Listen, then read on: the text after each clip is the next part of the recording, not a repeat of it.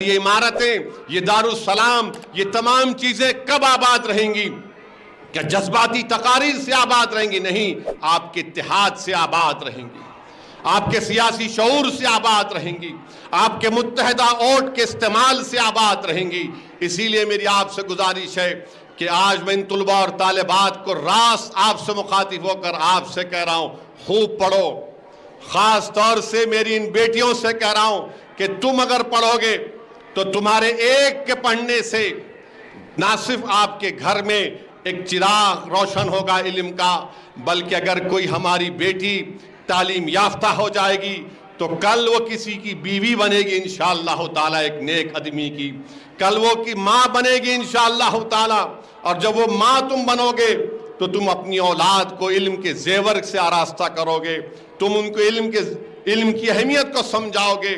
تو اس ملک میں، ہمارے وطن عزیز میں مسلمانوں کو اگر انصاف چاہیے، مسلمانوں کو یہ ناانصافی کا خاتمہ اگر آپ چاہتے ہیں، مسلمان اگر چاہتا ہے کہ اس کی عبادت گاہوں کی حفاظت ہو، مسلمان یہ چاہتا ہے کہ اس سے ہم حکومتوں سے اپنی بات کو منوا سکیں، تو یاد رکھو آپ کو تعلیم یافتہ ہونا پڑے گا، آپ کو اپنی سیاسی طاقت کو مضبوط کرنا پڑے گا، اپنی مجلس کو مضبوط کرنا پڑے گا۔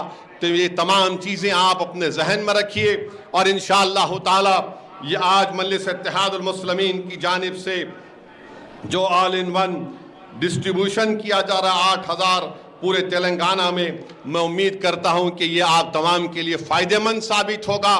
میں امید کرتا ہوں کہ آپ تمام لوگ انشاءاللہ تعالی SSC میں اعلیٰ نمبرات اور درجات کے ساتھ کامیابی حاصل کریں گے۔ میں امید کرتا ہوں کہ ہماری بچیوں کے والدین خدا کے لیے ان کو پڑھاؤ۔ یقیناً میں بھی ایک باپ ہوں، اللہ نے مجھے بھی بیٹیاں دی ہیں، میرے پر بھی ذمہ داری ہے کہ میں ان کو تعلیم یافتہ بناؤ اور پھر ان کو اچھے اور نیک گھرانے میں شادی کراؤں، مگر اپنی بیٹیوں کو پڑھاؤ۔ یاد رکھو جو اپنی بیٹیوں کو جتنا زیادہ آپ پڑھائیں گے اتنا زیادہ آپ کا اور ان بچیوں کا مستقبل اچھا ہوگا۔ اگر آپ یہ سمجھیں گے کہ نہیں اب جلدی سے جلدی ان کی شادی کر دینے کا ہے، اگر کوئی بچی پڑھنے کے لیے تیار ہے تو خدا کے لیے پڑھاؤ۔ اگر تم نہیں پڑھا سکتے تو آؤ میرے پاس، بات کرو مجھ سے، بتاؤ، انشاءاللہ تعالی مجھ سے اور مجلس سے جو ہو سکے گا ہم پورا کریں گے۔ ہمارا مقصد ایک ہی ہے کہ مسلمان کہ غریب بچے اور بچیاں تعلیم کے زیور سے آراستہ ہوں، خاص طور سے ہماری بیٹیاں خوب پڑھیں۔ میں بتا رہا ہوں میری بیٹیوں، یاد رکھو اگر تم پڑھنے کے لیے تیار ہو تو اللہ تمہاری مدد کرنے کے لیے ہمیشہ تیار تھا، اللہ مدد کرے گا۔ میں بتا رہا ہوں مسلم بچے اور بچیوں کو کہ آپ خواب دیکھنا شروع کرو، اونچے خواب دیکھو خواب یہ دیکھو کہ تم سب سے اعلیٰ تعلیم یافتہ ہوگے۔ جب تم تعلیم یافتہ ہوگے تو دین تم کو سمجھ میں آئے گا، جب دین سمجھ میں آئے گا تو تم دین پر عمل کر سکو گے، اچھے اور برے کی تمیز پیدا ہوگی۔